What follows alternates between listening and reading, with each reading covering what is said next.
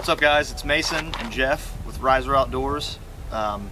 It's the beginning of November, which is, for a lot of us, is the month that we look forward to the most for hunting.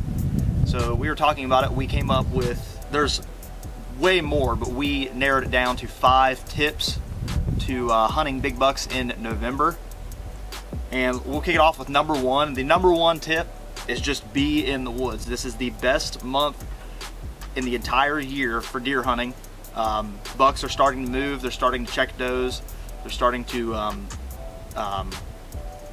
there will be breeding soon, and everybody knows around this time bucks only have one thing on their mind. We all know what that is. So tip number 1 is mainly just to be in the woods. It doesn't matter if you're on the ground, if you're in a stand, if you're scouting, it doesn't matter. There's been some crazy stories of things happening, whether people are just walking around, you know, deer running through people's yards. These bucks do not care. They don't care what the temperature is. They don't care. I mean, I'm not saying that, you know, the cold weather doesn't have them, that they don't move more, but when they have that on their mind, they don't care. They will be out moving. And so tip number 1 is just to be in the woods. So tip number 2 would be don't rely on your trail cameras too much. A lot of people, they check their trail cams, they don't see a buck coming in there maybe once or twice a week. They think the deer's not in the area, so they don't go hunting. Don't do that. Get in the woods. Them deer, for instance, Mason, he's been hunting a spot where he's got a good buck on camera, and the last 3 days he's been in there, he's seen the buck. Yeah, I've had him, he's came by when I've been in there. I've only been able to get him within 60 yards, but I would have never known if he was in there if I wouldn't have been in the tree. My trail camera is probably 25 yards from me, and I never got a picture of him, but he was 50 yards behind the trail camera.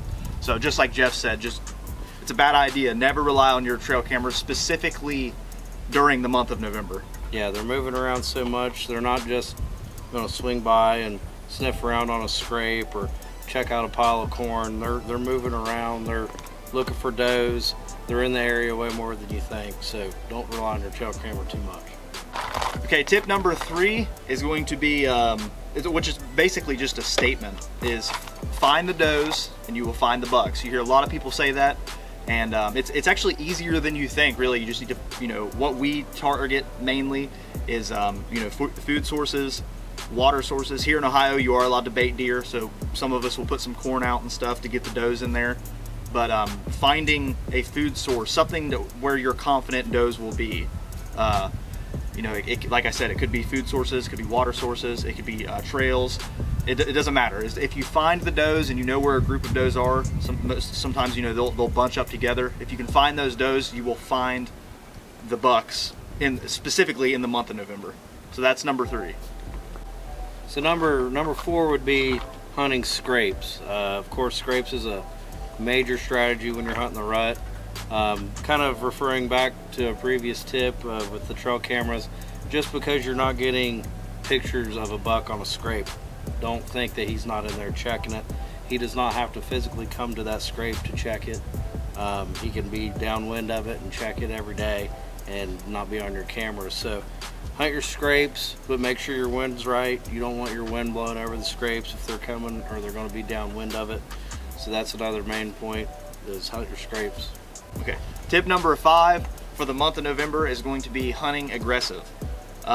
You see like THP talk about it. I know they're fond of hunting aggressive, and basically I've got to experience what they've talked about before, which is like these bucks will you know, push these does up against things like, you know, creeks, ponds, rivers, roads. I mean even up against roads and stuff. Like, and for 2 examples would have been this morning. I was on my way out of a property we lease, and I got to, there's a big creek I have to cross. When I got to that creek, immediately a buck and a doe jumped up and took off.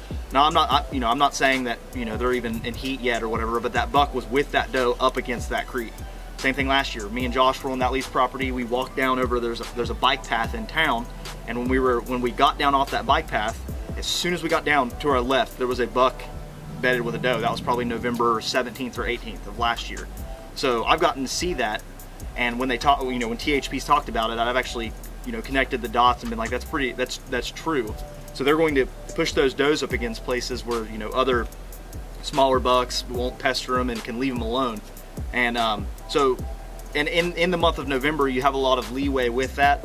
Hunting aggressive, you can mess things up and it not be as big as a deal if it was a different part of the season. So during the month of November is definitely the time if you want to hunt aggressive, you know, get on the ground, you know, do that kind of style. November is definitely the time to do that. That was our 5 tips to hunt the rut. But like we said, the most important one was rule number 1, get in the woods. This is the time of year where you'll sit in there and you'll see bucks that you haven't seen all year. So the most important thing is to get in the woods. We hope that the tips we gave you could help you. It might be common knowledge for a lot of people, but if you're new to hunting, this might help you out. And also, if you want any of this sick merch, riseroutdoors.com, check it out.